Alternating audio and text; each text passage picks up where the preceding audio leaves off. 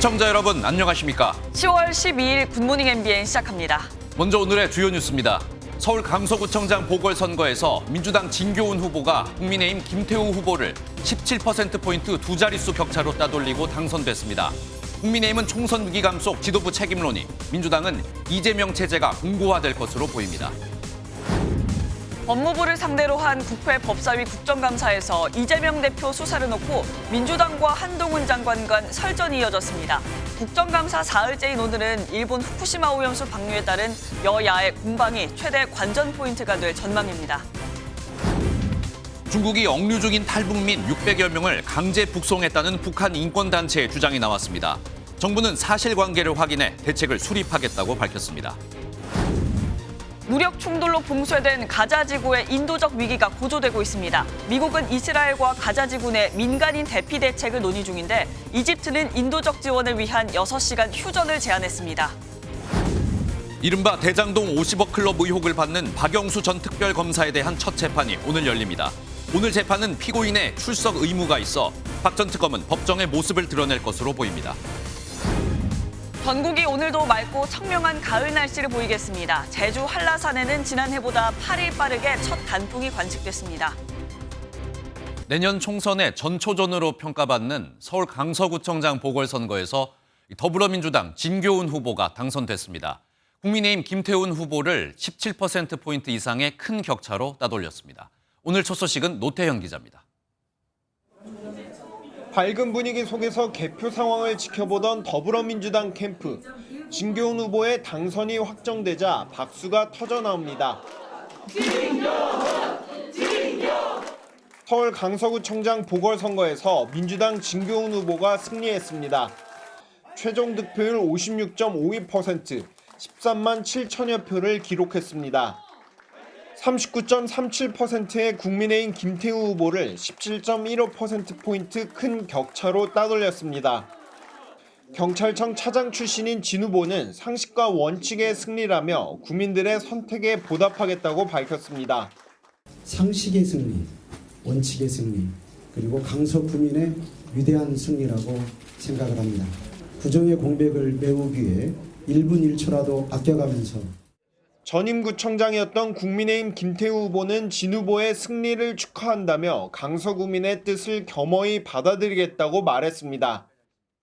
강서구민의 뜻을 겸허히 받들어 더욱 겸손하게 낮은 자세로 임하겠습니다. 그리고 진교훈 후보에게 축하의 말을 전하며 진 후보는 보궐선거로 당선된 만큼 바로 업무를 시작해 다음 지방선거가 열리는 2026년까지 구정을 이끕니다. 공약으로 내세웠던 김포공항 고도제한 완화와 재건축 재개발을 통한 원도심 활성화 추진에 속도를 낼 것으로 보입니다. MBN 뉴스 노태현입니다.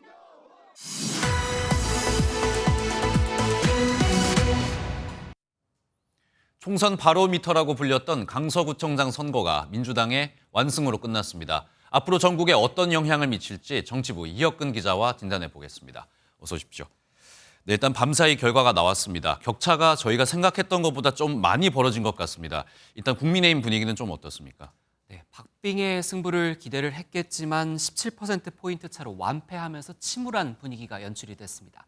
당락이 결정되자 이철규 사무총장과 김태우 후보 모두 선거 캠프에서 금방 자리를 떴는데요. 김기현 대표나 선대위 상임 고문을 맡았던 권영세 안철수 의원, 나경원 전 의원은 캠프의 모습을 보이지 않았습니다.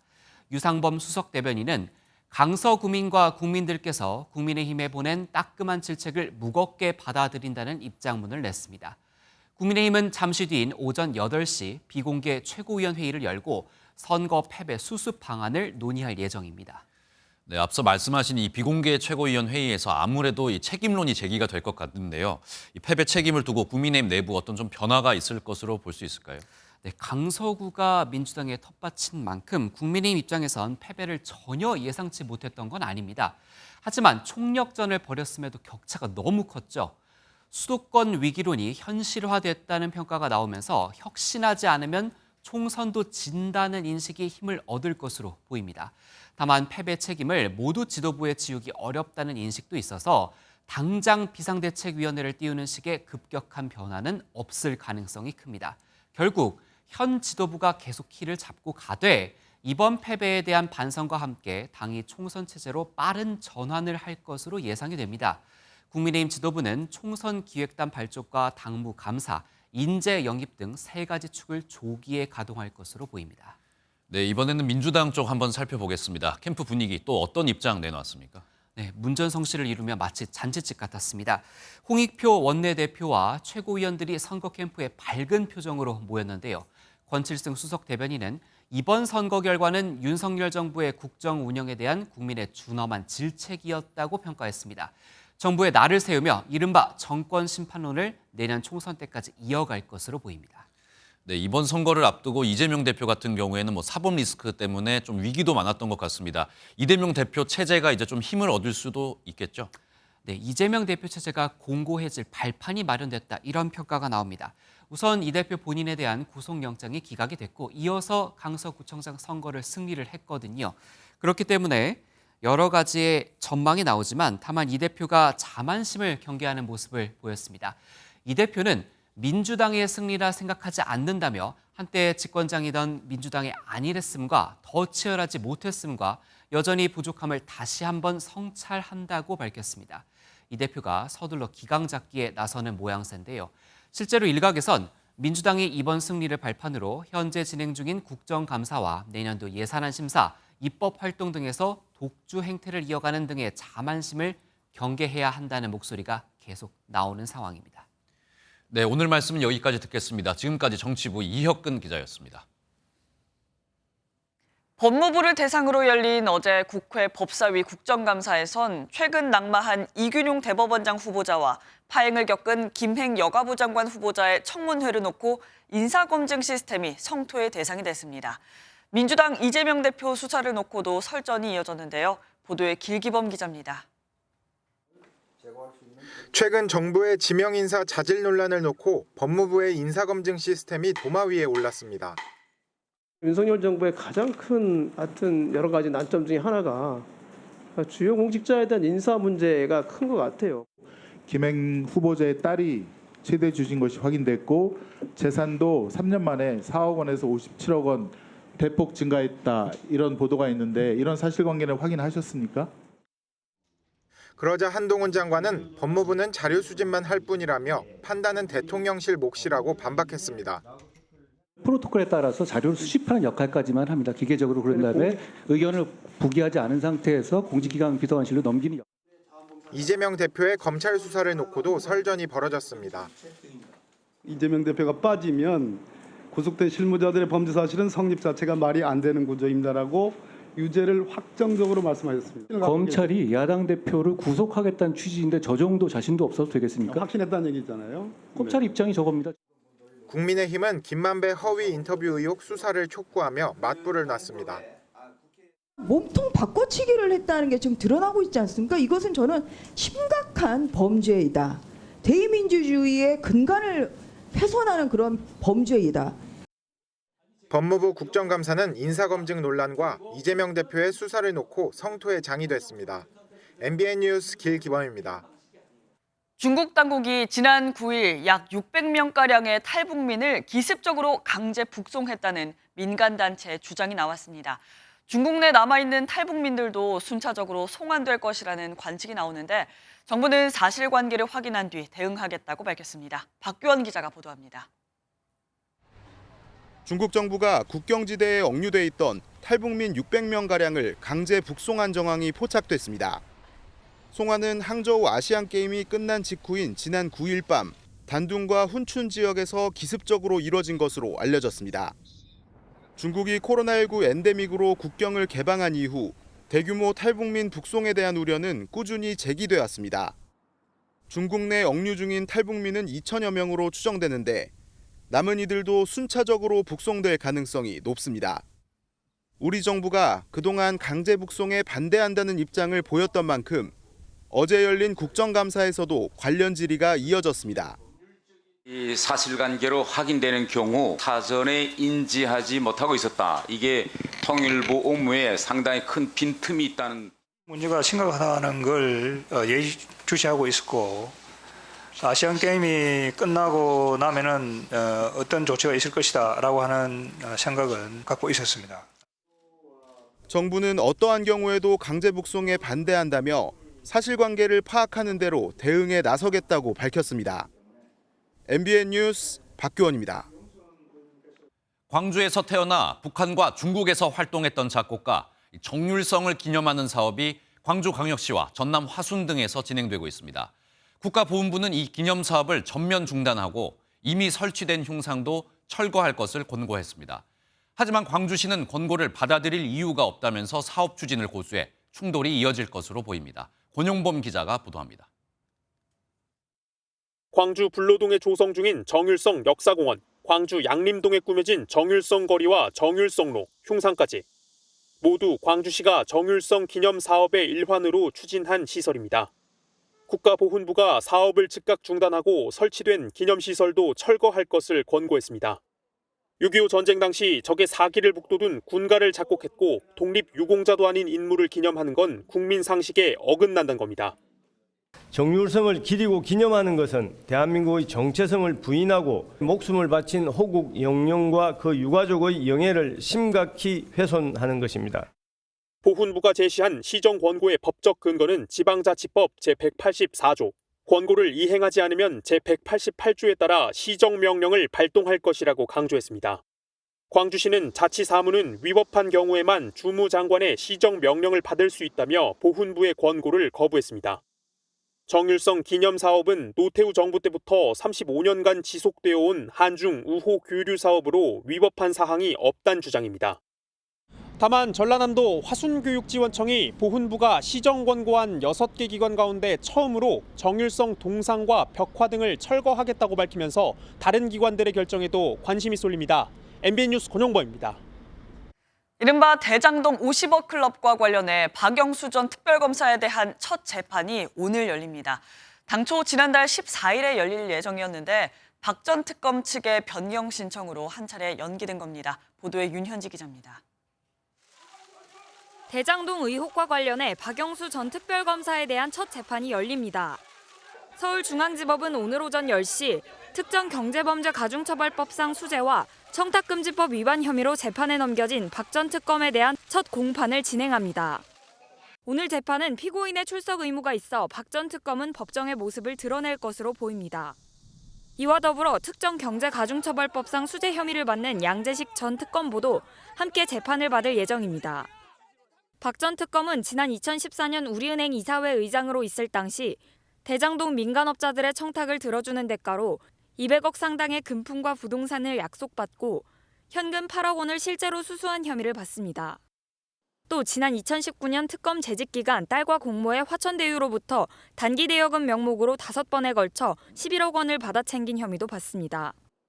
박 전 특검에 대한 구속영장은 한 차례 기각됐지만 검찰이 보강 수사 이후 영장을 재청구하면서 지난 8월 구속 상태로 재판에 넘겨졌습니다. 번번이 송구스럽습니다. 있는 그대로 법정에서 말씀드리겠습니다. 당초 박 전 특검에 대한 첫 재판은 지난달 14일 열릴 예정이었지만 박 전 특검 측이 공판기일 변경 신청서를 재판부에 제출하면서 한 차례 연기됐습니다. 검찰은 권순일 전 대법관 등 50억 클럽에 거론된 인물들에 대한 수사도 이어나갈 방침입니다. MBN 뉴스 윤현지입니다.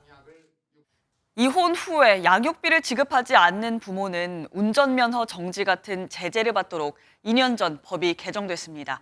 그런데도 버티면 그만이라는 식으로 양육비를 떼먹는 사례는 상당한데요.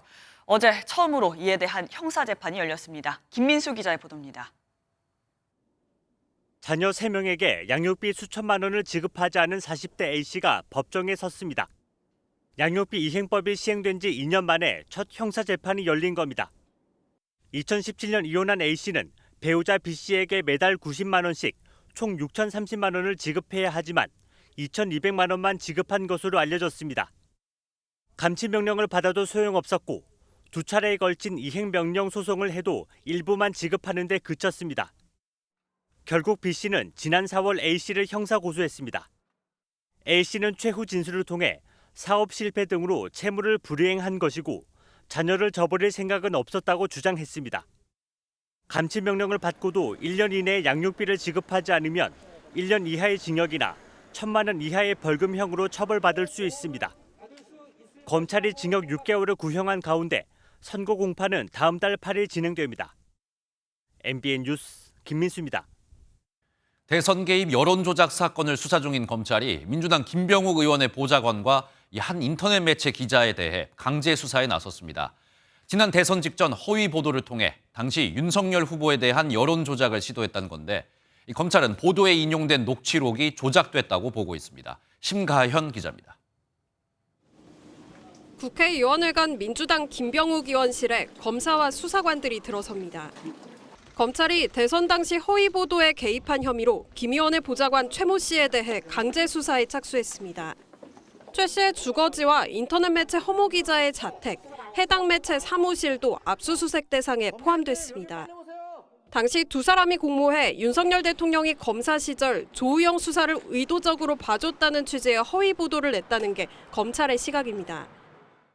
지난해 3월 이 매체는 부산저축은행 관계자와 당시 최재경 전 대검 중수부장 간의 녹취록을 입수했다며 조우형이 김양 부산저축은행 부회장의 심부름꾼이라는 관계자 말에 최 전 부장이 윤석열이 그런 말 했다며 맞장구 쳤다고 보도했습니다.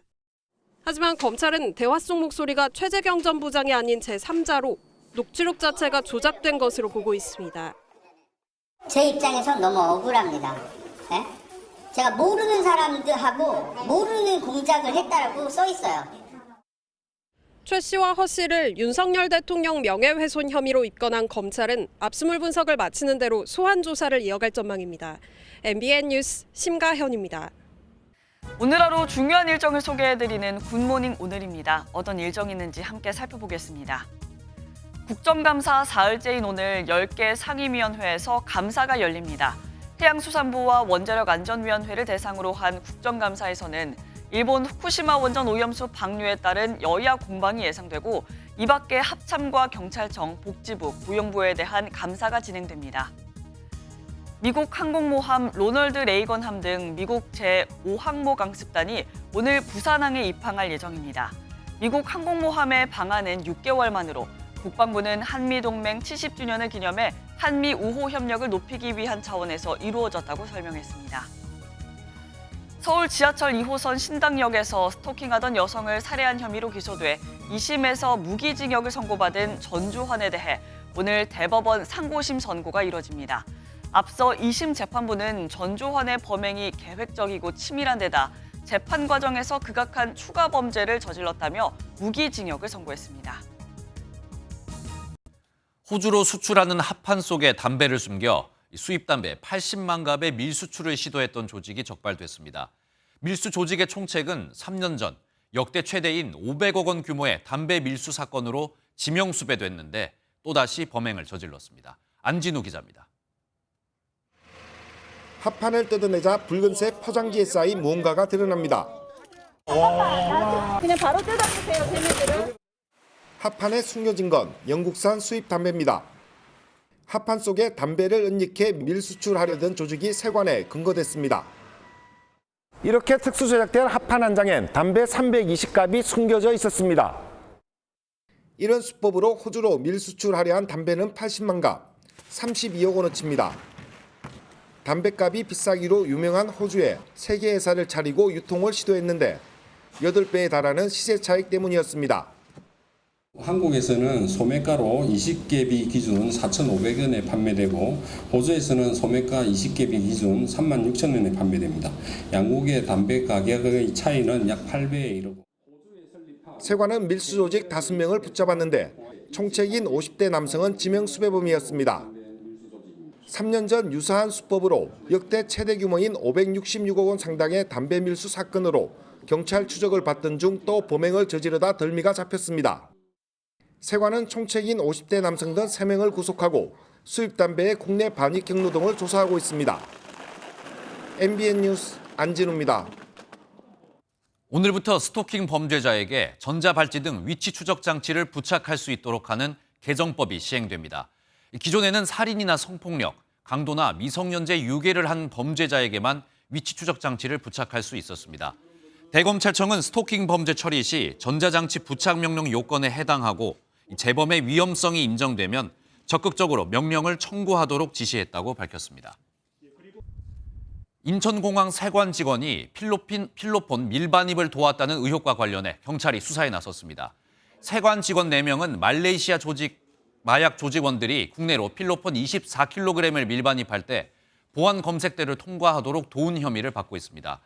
관세청은 의혹을 해소하기 위해 적극적으로 협조하고 해명하고 있다며 여러 가지 정황상 개연성은 낮은 것으로 확인된다고 밝혔습니다.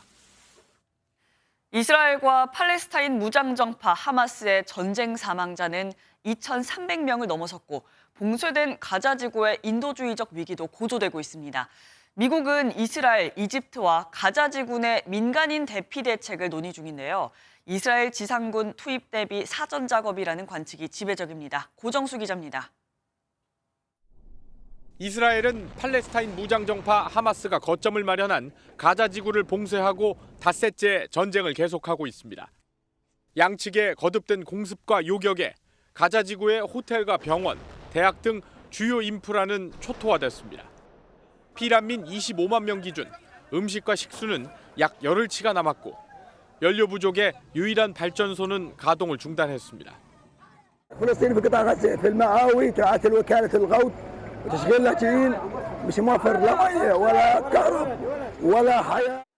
유엔과 유럽연합 등은 이스라엘의 전면 봉쇄를 재차 비판하며 인도적 지원 통로를 열어야 한다고 촉구했습니다. 가자 지구와 연결된 이집트는 이를 위해 6시간 휴전을 제안한 것으로 전해졌습니다. 이스라엘의 추가 군사 지원을 시작한 미국은 민간인 대피 방안을 검토하고 있습니다. Say right up front, we're actively discussing this with our Israeli and our Egyptian counterparts. We support safe passage for civilians.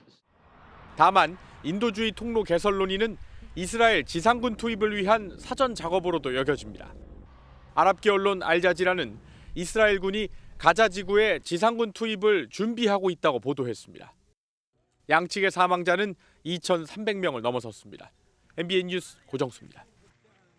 인명피해는 눈덩이처럼 불어나고 있습니다. 생후 9개월 영유아부터 80세 넘은 노인까지 무차별적으로 희생되고 있습니다. 피해자 가족들은 이건 학살이고 테러 행위라며 절규하고 있습니다. 이어서 송주영 기자입니다. 시신이 땅바닥에 널브러져 있습니다. 무너진 건물 바닥에는 혈흔이 선명하고 창문은 총알에 깨져 있습니다. And I want to say something. It's not a war. It's not a battlefield. You see the babies, the mother, the fathers in their bedrooms, in their protection rooms, and how the terrorists kill them. It's not a war. It's not a battlefield. It's a massacre. It's a terror activity. 현장을 취재한 이스라엘 언론은 영유아 시신 49가 발견됐고 일부는 심하게 훼손됐다고 보도했습니다. 공습 당시를 담은 차량 블랙박스와 CCTV에는 무장한 하마스 대원이 민간인을 발로 차고 지나가는 차량에 총을 쏘는 장면도 담겨 있습니다. 이스라엘이 전면 봉쇄하고 보복 공습을 이어가는 가자 지구 피해도 만만치 않습니다. 가자 지구에서는 조카 시신 옆에서 삼촌이 울부짖고 아이가 담요에 쌓인 채 옮겨집니다. 병원으로 실려온 사망자 속에서 남편을 발견한 간호사도 있습니다.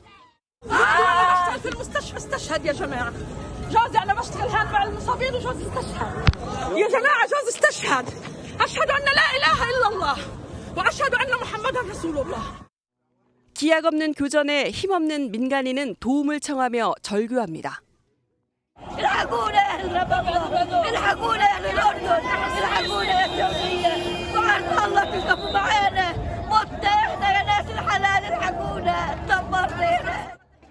MBN 뉴스 송주영입니다.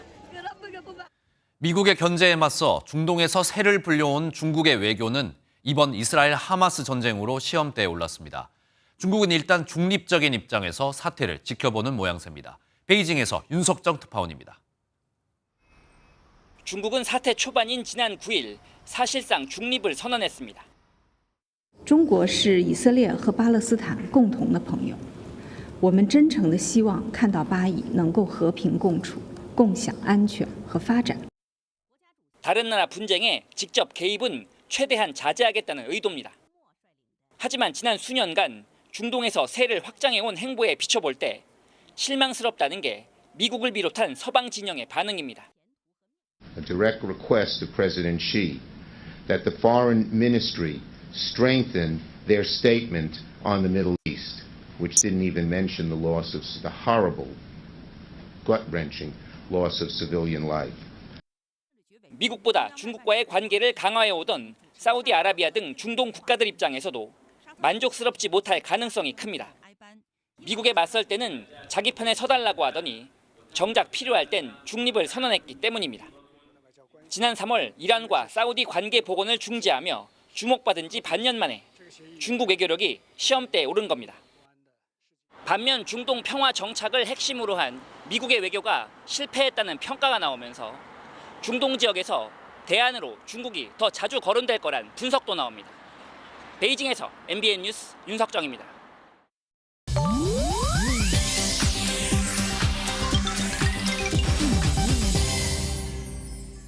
인터넷에서 화제가 되고 있는 소식들을 모아 전해드리는 인터넷 와글와글입니다. 배우 공효진과 가수 케비노 부부가 결혼 1주년을 맞아 신혼의 달달한 모습을 공개했습니다. 공효진 씨는 어제 SNS에 시간이 가는 게 너무 아까운 요즘, 그새 1년이라는 글과 함께 사진을 공개했는데요. 비가 그친 길거리에서 서로를 안고 있는 사랑 가득한 뒷모습입니다. 또 선물 받은 꽃다발도 공개했는데요. 케비노 역시 SNS에 해피 원 이어라는 글과 함께 공효진과 나란히 들판을 걷고 있는 사진, 또 다정하게 손을 잡고 서 있는 모습을 공개하며 결혼 1주년을 자축했습니다. 두 사람의 흔치 않은 공개 사진에 팬들은 물론 동료 연예인들도 결혼 1주년을 축하했는데요. 공효진과 케비노는 10살 연상연하 커플로 지난해 10월 미국에서 결혼식을 올렸습니다. 가수 이명웅 씨가 희귀 질환으로 고통받고 있는 환아들에게 가왕전 상금을 기부했다는 소식입니다. 어제 한국소아암재단은 이명웅 씨가 9월 가왕전 상금 200만 원을 기부했다고 전했는데요. 그동안 누적된 가왕전 기부 금액만 6,430만 원이라고요. 이 기부는 기부 플랫폼 서비스 앱 내에 가왕전에 참여한 가수를 팬들이 응원하면 순위에 따라 그 가수의 이름으로 기부금이 전달되는 방식으로 진행됩니다. 앞서 산불과 수해 피해 복구비 등을 지원하며 선행을 이어온 이명웅 씨. 누리꾼들은 멋진 가수의 멋진 팬덤이라며 훈훈한 반응을 보였습니다. 한편 이명웅 씨는 지난 9일 신곡 Do or Die를 공개하고 오는 27일부터 전국 투어 콘서트를 앞두고 있습니다.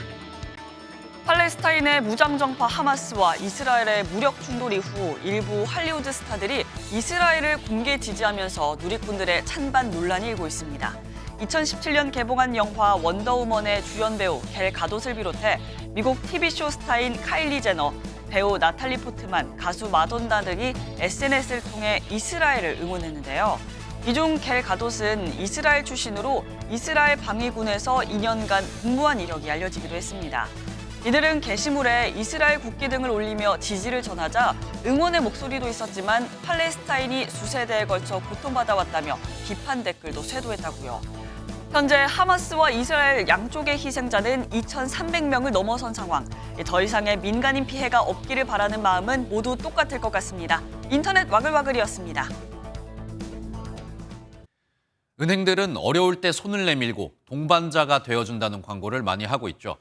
그런데 올해처럼 경기 침체가 계속되는 상황에서 정작 자영업자나 소상공인들에게는 매우 혹독했습니다. 담보 없이 신용대출을 받는 건 그야말로 하늘의 별 따기였습니다. 최은미 기자가 취재했습니다. 골목골목 늘어선 음식점과 카페들. 장사가 잘 된다고 해도 시중은행에서 신용대출 받는 건 엄두도 못 냅니다. 직업만 있다 그러면 회사원들 같은 경우에는 그거 하나만 보고 그냥 뭐 신용 대출을 그냥 해주잖아요. 근데 이제 소상공인은 이제 나름대로 사장이고 이게 자본을 가지고 이제 여기다 투자를 해서 오히려 그 사람들보다도 더 이제는 기본적인 자본은 더 갖고 있는 사람들인데.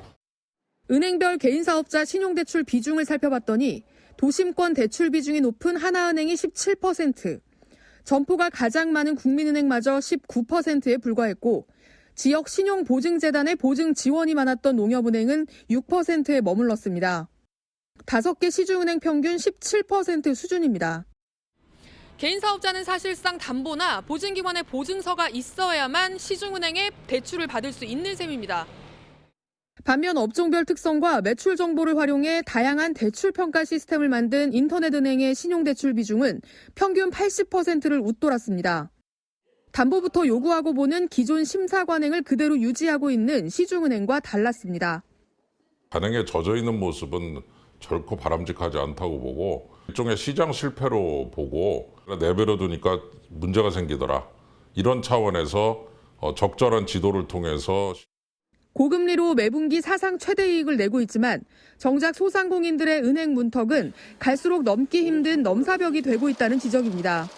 MBN 뉴스 최은미입니다. 썰물에도 배를 댈 수 있게 바닷가에 띄우는 시설을 부잔교, 일명 뜬다리 부두라고 부릅니다. 문재인 정부에서 어촌 개선 사업으로 추진했지만 현재 감사원이 제동을 걸면서 사업이 중단될 위기에 놓인 사실 지난 7월 보도해드린 바 있습니다. 각 지자체에 줬던 돈 392억 원을 다시 회수할 수도 있어서 이래저래 어민들만 피해를 입게 생겼습니다. 안병욱 기자가 단독 보도합니다. 충남 태안군 마건포항. 어민이 휘청거리는 스티로폼을 타고 아찔하게 바다를 건너 승선합니다. 부둣가 저반 시설과 배를 연결하는 부장교는 주민들에게 오래전부터 수건이었습니다. 부장교는 꼭 필요한 수건 사업이기 때문에 저희는 해야 됩니다. 하지만 사업은 지지부진합니다. 문재인 정부부터 해양수산부가 이곳에 부장교 설치를 포함한 어촌 SOC 개선 사업을 추진했지만 지난 5월 중단된 겁니다. 현 정부 들어 감사원이 부장교 설치는 지방정부 사업이어서 중앙정부의 보조금 지원이 불가능하다고 판단했기 때문입니다. 시공이 완료됐거나 시공 중인 전국 159개항 343개소에 들어간 국비는 400억 원에 육박합니다. 감사 결과에 따라 11개 지자체는 받은 국비 수백억 원을 반납해야 합니다. 아직 집행되지 않은 곳은 선의의 피해를 입을 수밖에 없을 것으로 보이거든요. 그래서 해수부가 행정 잘못으로 인한 책임을 지고 대안을 마련하도록 촉구를 하겠습니다. 아직 착공되지 않은 4개 항 공사비 10억여 원은 불용 처리되면서 해수부가 예산 비효율을 초래했다는 비판도 피하기 어려울 전망입니다. MBN 뉴스 안병욱입니다. 확 바뀐 2028학년도 대학 입시제도 개편안에 어떻게 준비를 해야 할지 자녀를 둔 학부모들은 걱정이 가득입니다. 학원들이 발빠르게 긴급 입시 설명회를 열자 입시 전략을 듣기 위한 학부모들의 발길이 이어졌습니다. 보도에 최돈희 기자입니다. 새로운 대입제도의 밑그림이 발표된 직후 서울 강남의 학원가. 학원 입구마다 입시 설명회 개최를 알리는 안내문이 붙었고 학부모들의 발길이 쉴 새 없이 이어집니다. 관련 문의도 늘고 있습니다. 예약을 해주시면 그 전날 저희가 안내가 나갈 거예요. 그 부분 하기는 조금 어려워서요. 확 바뀌는 입시제도에 어떻게 준비해야 할지 불확실한 상황. 학부모들 반응은 제각각입니다. 내신 오히려 더 치열해지겠어요. 1등급 못 받으면 이제 끝. 수능도 굉장히 이제 통합형이라고 얘기를 하는데 어제 들었던 설명에서는 이과 학생들이 유리하다라고 얘기를 했고 오늘 설명에서는 문과 학생들이 유리하다라고 얘기를 했는데 달라진 대입제도 개편안의 핵심은 수능은 선택 과목 없는 전 과목 통합 과목, 내신은 상대평가 등급을 함께 적는 절대평가 5등급제 도입입니다. 결국 대학 입시의 두 축인 내신과 수능 두 가지 모두를 준비해야 되는 만큼 학업 부담이 늘지 않겠냐는 의견도 있습니다. 내신은 내신대로 준비를 해야 되는 것 같고 또 수능은 수능대로 준비를 해야 되는 것 같아서 여기에 학년에 따라 평가 기준을 달리하기로 했던 기존 결정도 뒤집힌 가운데 고교 학점제 취지와 맞지 않다는 비판도 제기됩니다. 정부는 다음 달로 예정된 공청회를 거쳐 올해 안으로 개편안을 확정할 계획인데 현장의 혼란은 당분간 계속될 전망입니다. MBN 뉴스 최돈입니다.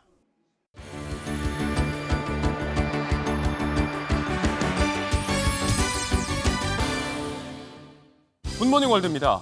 올해 나이 104세, 당당히 하늘을 날았던 최고령 스카이다이버 할머니 이야기 바로 지난주에 전해드렸는데요. 이후 8일 만에 그토록 사랑하던 하늘로 돌아갔습니다. 굿모닝 월드 첫 소식입니다. 4,000m 상공에서 104세의 나이로 뛰어내려 화제가 된 도로시 호프너. 꿈을 이룬 지 8일 만에 영면에 들었습니다. 나이는 숫자에 불과하다던 그녀의 도전은 세계적으로 큰 화제가 되는데요. 곳곳에서 인터뷰 요청이 쇄도했지만 그저 다시 한번 날고 싶었다던 그녀. 열기구에 도전하겠다는 다음 목표는 끝내 이루지 못한 채 수면 중 자는 듯이 세상을 떠났습니다. 평생 독신으로 산 그녀는 늘 따뜻하고 재치 넘치며 모든 일에 열정적이었다고 의붓 손자는 전했는데요. 그 아름다운 도전, 많은 이들의 가슴 속에 오랫동안 기억되겠죠. 삼가 고인의 명복을 빕니다. 이제 마음껏 하늘을 누빌 할머니처럼 본래 있어야 할 곳으로 돌아간 친구가 있습니다. 북아메리카 평원의 상징이죠. 한쪽 다리가 부러진 코요테가 무사히 재활을 마쳤다고 하네요. 담요로 가려진 조그만 케이지에 뭔가 실려옵니다. 이윽고 문을 열자 잽싸게 달려나오는 조그만 몸집의 녀석. 바로 북아메리카 평원에서 서식하는 코요테인데요. 재활을 마친 수컷 코요테 새끼가 야생으로 돌아가는 모습입니다. 이 코요테는 지난 5월 오른쪽 정강이가 부러진 채 미국 샌디에이고의 한 야생동물센터에 입소했는데요. 5달간의 집중 치료, 수의사들의 극진한 보살핌 덕분에 빠르게 회복하며 집으로 돌아갈 준비를 마쳤습니다. 같이 지내던 5 친구와 함께 이제는 마음껏 야생을 누비며 건강하게 지냈으면 좋겠네요. 동물들을 친구처럼 아끼고 보살피는 사람들의 이야기 계속됩니다. 그런데 이분들의 동물 사랑 방식은 조금 격해 보이는데요. 대낮에 물살을 가르며 백조들을 잡으러 다니는 사람들, 무슨 사연일까요? 평화롭게 호수 위를 떠다니는 백조들 뒤로 벼란간 뜰채를 든 채 접근하는 보트. 거의 수면 위에 누운 채 맹렬하게 백조들을 쫓습니다. 아니, 대낮에 도심 속 백조 사냥이라도 하는 걸까요? 속절없이 잡힌 백조들, 이내 호수 근처에 마련된 우리로 옮겨졌는데요. 올해로 43회째 플로리다 레이크랜드시가 매년 실시하는 백조들의 건강 검진 날입니다. 1957년 영국의 엘리자베스 2세 여왕이 백조 한 쌍을 기증한 뒤 백조들은 도시의 상징으로 자리 잡았는데요. 매년 일정 예산을 들여 이렇게 시민의 친구들을 관리하고 있다네요. 굿모닝 월드였습니다.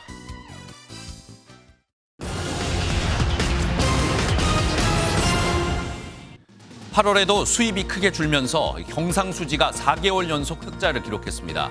지난 8월 48억 1천만 달러의 흑자가 집계됐는데 수출이 지난해보다 6.5% 줄었지만 수입도 무려 21% 감소해 50억 달러의 흑자가 났습니다. 8월까지 누적 흑자는 109억 8천만 달러인데 작년과 비교하면 약 54% 급감한 상태입니다. 시중은행들이 급증하는 가계대출을 막기 위해 대출금리 인상을 시작했습니다. KB국민은행은 주택담보대출 혼합형 금리와 신잔의 코픽스 기준 변동금리를 0.1%포인트와 0.2%포인트씩 인상했습니다. 우리은행도 내일부터 주택담보대출 금리를 최대 0.2%포인트, 전세자금 대출 금리도 0.3%포인트 올리기로 했고 신한은행도 인상을 검토 중입니다. 은행들의 금리 인상은 금융당국의 가계대출 억제 요청 때문인 것으로 풀이됩니다. 미국 경제지 포브스가 발표한 세계 최고의 직장 평가에서 삼성전자가 4년 연속 1위를 차지했습니다. 포브스는 전 세계 50여 개국 4천여 개 기업 중 700곳의 순위를 발표했는데요. 삼성전자가 4년째 1위를 지켰고 미국의 마이크로소프트와 구글의 모기업 알파벳, 애플 등이 뒤를 이었습니다. 상위 20개 기업 중 아시아 기업은 삼성전자가 유일했습니다. 지금까지 굿모닝 경제였습니다. 찬바람이 불기 시작하면 이제 김장 준비해야겠다 생각 들 겁니다. 하지만 올해는 후쿠시마 오염수 탓에 소금값이 크게 오른 데다 고춧가루도 가격이 올라 절임 배추로 김치를 담그려면 벌써부터 부담이 만만치 않습니다. 그래서인지 값이 3배 정도 저렴한 중국산 김치 수입이 크게 늘었습니다. 보도에 장명훈 기자입니다. 서울의 한 대형마트. 김장철을 앞두고 일찌감치 절임 배추 사전 예약이 시작됐습니다. 단가가 높은 영월 고랭지 배추는 20kg에 49,000원, 해남 일반 배추는 29,000원으로 모두 지난해보다 4,000원 정도 올랐습니다. 이 정도 가격 아닌 것 같은데 한 37,000원 또? 작년에가? 많이 오른 것 같으세요? 네. 아니 워낙 비싸다니까. 영월 거는 내가 맨날 쓰니까 알지. 배추값은 금배추 소리가 나왔던 지난해와 비슷한 수준인데다 소금값마저 오염수 논란의 생산량 급감으로 크게 올랐기 때문입니다. 굵은 소금의 소매 가격은 5kg당 14,200원대로 1년 전보다 27% 올랐습니다. 그나마 지금이 싸고 김장철이 다가올수록 절임 배추 가격은 더 오를 것이란 전망입니다. 조종하죠. 소금 한 푸대에 2만 원에 샀던 것들이 6만 원이에요. 인건비도 마찬가지죠. 모든 자재는 다 올라요. 희한하게. 고춧가루 소매 가격도 지난해보다 13% 오른 킬로그램당 35,000원. 이렇다 보니 알몸 김치 파동으로 줄어든 중국산 김치 수요가 다시 늘고 있습니다. 중국산이 대부분을 차지하는 수입 김치는 올해 8월까지 18만 7천여 톤이 국내로 들어와 지난해보다 14% 증가한 것으로 나타났습니다. MBN 뉴스 장명훈입니다. 서울 남산골 한옥마을에서 열리는 한국의 맛 축제는 10만 명 이상이 찾는 가을 대표 미식 축제인데요. 올해 남산 한국의 맛 축제가 오늘부터 일요일까지 나흘간 열립니다. 올해 주제는 한국 대표 디저트라는데 달콤한 시간 가져보시는 건 어떨까요? 송한진 기자입니다. 깊어가는 가을 한국의 맛을 즐길 수 있는 축제가 도심 속 한옥마을에서 열립니다. K-디저트, 세대를 넘고 세계로라는 주제로 열리는 이번 축제는 한류 문화로 새롭게 떠오른 K-디저트가 소개됩니다. 축제 현장은 K-디저트관과 명인관, 푸드트럭 등으로 구성되는데 70여 개 대표 먹거리가 총 출동합니다. 이번 K-디저트에 저희 호떡 브레드를 소개할 수 있게 되어서 진심으로 기쁩니다. 이번 축제 4일 동안 정말 최선을 다해서 열심히 할 거고요. 많은 분들이 K-디저트 사랑해 주셨으면 좋겠습니다. 행사장에선 K-푸드 콘서트 요리 경연대회도 열려 새내기 셰프도 발굴하는데 내국인뿐만 아니라 외국인도 참가할 수 있습니다. 다양한 한국의 맛은 물론이고 전통떡 매치기와 막걸리 칵테일 만들기 등 각종 체험 행사도 준비돼 관람객들에게 즐거움을 선사합니다. MBN 뉴스 송한진입니다. 레고블록, 누구나 한 번쯤 가지고 놀아본 장난감입니다. 레고블록이 종묘 제리학 등 우리나라 문화유산으로 재탄생했습니다. 예술작품이 된 장난감, 정설민 기자가 소개합니다. 편종과 변경된 전통 악기와 무용수들의 춤사위가 정교하게 구현됐습니다. 유네스코 인류무형문화유산 종묘 제례악이 레고블록으로 다시 태어났습니다. 설명서도 없이 딱 맞는 부품을 찾는 여정. 이 작품에만 1년 반이 걸렸습니다. 구성원들도 굉장히 많고 쓰이는 악기도 많아가지고 하나하나 공부하는 데도 조금 시간이 걸렸고요. 그다음에 거기에 필요한 부품을 모으는 데도 시간이 걸렸고. 아버지가 운영하는 장난감 회사가 놀이터였던 작가는 장난감을 예술로 재탄생시켰습니다. 특히 우리나라의 국보와 보물, 전통무용 등 한국의 미를 독창적으로 표현했습니다. 학춤, 이런 한국 무용의 전통춤들을 재현을 해내셨는데요. 무용 전공자인 제가 봐도 이렇게까지 디테일하게 할 수 있구나. 붓과 팔레트를 들고 누워있는 조각상. 입에서는 물이 분수처럼 뿜어져 나옵니다. 작가를 닮은 듯한 다른 조각은 컴퓨터 화면 속 자신을 바라보고 있습니다. VR 기기로 그림을 그리고 3D 프린터로 조각을 하는 작가는 팬데믹 시대의 다양한 감정을 작품 속에 담았습니다. The pandemic is a particularly, strange and difficult time for everyone, but I think that's, I think for most people, like this digital communication became such a primary way to experience other people. 장난감과 디지털 기술이 예술로 변모하는 새로운 전시들이 잇따르고 있습니다. MBN 뉴스 정세민입니다.